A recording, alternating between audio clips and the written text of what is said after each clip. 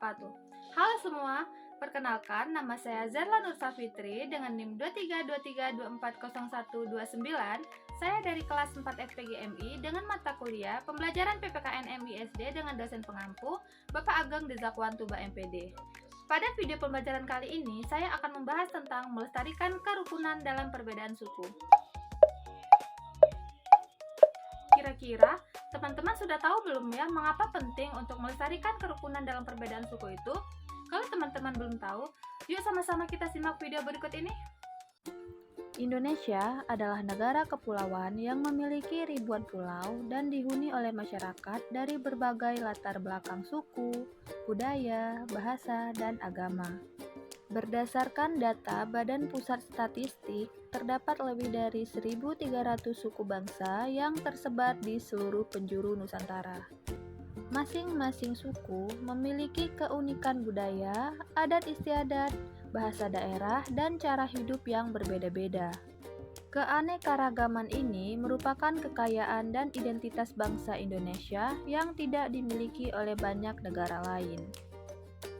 Namun, keberagaman ini juga bisa menjadi sumber konflik apabila tidak dikelola dengan baik.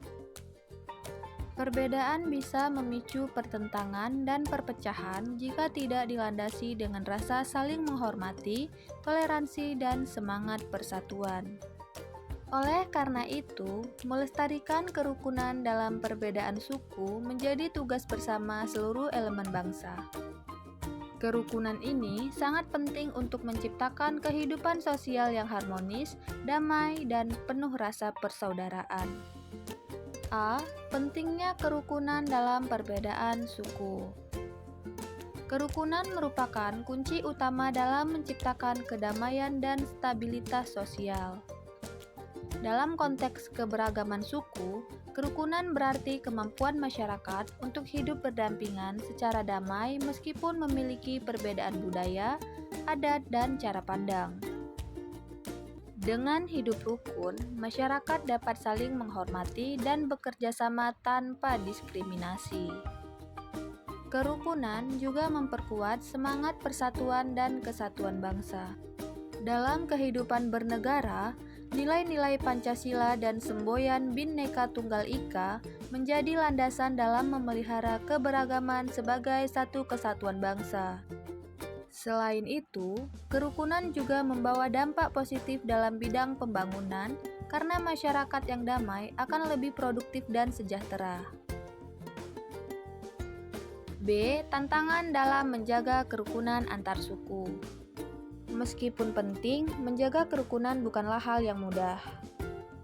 Berikut beberapa tantangan yang sering dihadapi. 1. Stereotip dan prasangka. Masih ada sebagian masyarakat yang memandang rendah atau menilai negatif suku lain berdasarkan asumsi yang tidak benar. Ini sering menjadi bibit diskriminasi. 2. Kurangnya pendidikan multikultural. Tidak semua masyarakat mendapatkan pendidikan yang mengenalkan nilai-nilai keberagaman dan toleransi. 3. Kesenjangan sosial dan ekonomi. Ketimpangan antara daerah dan kelompok suku tertentu bisa menimbulkan rasa tidak adil yang memicu kecemburuan dan konflik. 4. Provokasi dan hoaks. Di era digital, penyebaran informasi yang menyesatkan sangat cepat terjadi. Isu-isu suku sering digunakan oleh pihak-pihak tertentu untuk memecah belah masyarakat. 5. Kurangnya interaksi sosial. Jika antar suku tidak memiliki cukup interaksi, maka akan sulit menumbuhkan rasa saling pengertian. C. Upaya melestarikan kerukunan antar suku. Untuk menjaga dan melestarikan kerukunan antar suku, diperlukan kerjasama dari berbagai pihak, mulai dari individu, masyarakat, hingga pemerintah. Beberapa upaya yang bisa dilakukan antara lain: 1. Pendidikan nilai toleransi sejak dini. Sekolah dan keluarga memiliki peran penting dalam membentuk karakter anak agar terbiasa menghormati perbedaan. Kurikulum sekolah perlu memasukkan pendidikan karakter dan kebinekaan. 2. Kegiatan budaya dan sosial bersama. Pemerintah dan lembaga masyarakat bisa mengadakan festival budaya, pertukaran pelajar, atau gotong royong antar warga lintas suku. Ini dapat mempererat hubungan antar kelompok. 3. Peran media yang positif. Media massa dan media sosial harus digunakan untuk menyebarkan pesan damai, edukasi, dan contoh hidup harmonis dalam keberagaman. 4. Kebijakan yang berkeadilan. Pemerintahan perlu memastikan bahwa semua suku memiliki akses yang sama terhadap pendidikan, kesehatan, dan pekerjaan. Ketimpangan harus diminimalkan agar tidak memicu konflik sosial. 5. Dialog dan musyawarah antar tokoh adat. Tokoh adat, tokoh agama, dan pemimpin masyarakat harus menjadi teladan dalam mengutamakan musyawarah dan dialog bila terjadi perbedaan pendapat atau potensi konflik. Kesimpulannya, keberagaman suku di Indonesia adalah sebuah anugerah dan kekayaan bangsa.